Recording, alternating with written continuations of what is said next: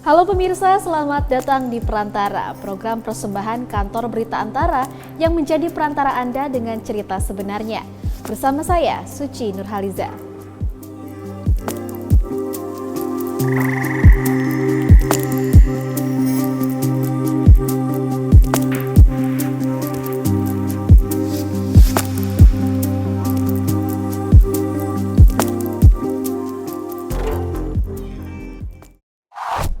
Pemirsa, kondisi cuaca dan iklim tahun ini diyakini ilmuwan dari seluruh dunia termasuk di Indonesia akan menghadapi tantangan kekeringan panjang dan parah akibat El Nino. Bahkan saking beratnya potensi efek yang ditimbulkan, para ilmuwan menyebut kondisi kekeringan dan peningkatan suhu tahun ini sebagai El Nino Godzilla. Lalu apa sebenarnya El Nino ini dan bagaimana cara kita menghadapinya? Untuk memahami El Nino, kita harus lebih dulu mengetahui fenomena ini bermula di Samudra Pasifik. Coba kita bayangkan Samudra Pasifik sebagai sebuah kolam renang yang sangat besar, pemirsa. Dalam kondisi normal, angin pasat bertiup dari timur ke barat, mendorong air laut yang hangat berkumpul di wilayah dekat Indonesia. Air laut yang hangat merupakan bahan bakar utama untuk menciptakan awan hujan, pemirsa. Itulah mengapa wilayah kita biasanya kaya akan hujan dan awan badai dalam satu periode per tahunnya. Namun dalam beberapa tahun sekali, ada momen di mana angin pasat ini melemah atau bahkan berbalik arah. Fenomena alam inilah yang kita sebut sebagai El Nino. Ketika El Nino terjadi, genangan air hangat yang seharusnya berada di dekat Indonesia justru bergeser ke arah timur mendekati Amerika Selatan. Akibatnya, pusat pembentukan awan hujan ikut berpindah menjauh dari kita. Bagi Indonesia, perpindahan awan hujan ini membawa dampak yang cukup serius. Alih-alih mendapatkan musim kemarau yang normal, kita justru mengalami kondisi yang jauh lebih kering dan ekstrim. Curah hujan menurun drastis di sebagian besar wilayah Indonesia, menyebabkan mengeringnya sumber air seperti sungai dan waduk. Kurangnya tutupan awan membuat sinar matahari langsung membakar permukaan bumi tanpa penghalang, membuat suhu harian terasa jauh lebih panas dari biasanya. Kondisi tersebut pun merembet ke sektor pertanian yang menjadi salah satu sektor paling terpukul.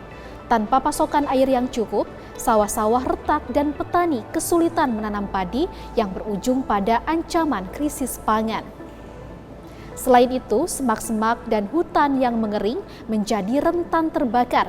Sedikit saja ada pemicu, kebakaran hebat bisa meluas dengan cepat, menghasilkan kabut asap tebal yang mengganggu kesehatan pernapasan. Kondisi alam ini turut menjadi perhatian Perserikatan Bangsa-Bangsa atau PBB lewat anak organisasinya yakni Badan Meteorologi Dunia atau WMO. The World Meteorological Organization latest El Niño La Niña update confirms that El Niño conditions are developing in the tropical Pacific and are expected to influence weather and climate patterns around the world in the month ahead. Our experts estimate an 80% probability that El Niño conditions will emerge in the period between June and August 2026. This likelihood increases to around 90% through the remainder of the forecast period, that is September-December. Mengetahui lebih awal El Nino akan datang adalah sebuah keuntungan karena kita punya waktu untuk bersiap. Mitigasi bukan berarti kita bisa menghentikan fenomena alam ini, melainkan bagaimana kita meminimalkan dampaknya agar tidak menjadi bencana besar. Patut diingat bahwa El Nino adalah siklus berulang. Kunci utama menghadapi fenomena ini bukanlah panik saat kekeringan melanda, melainkan membangun infrastruktur air seperti embung dan sumur resapan, serta kesadaran lingkungan yang kuat bahkan sebelum musim kering itu tiba. Berikut adalah urutan langkah kesiapsiagaan yang perlu diambil oleh masyarakat dan pemerintah.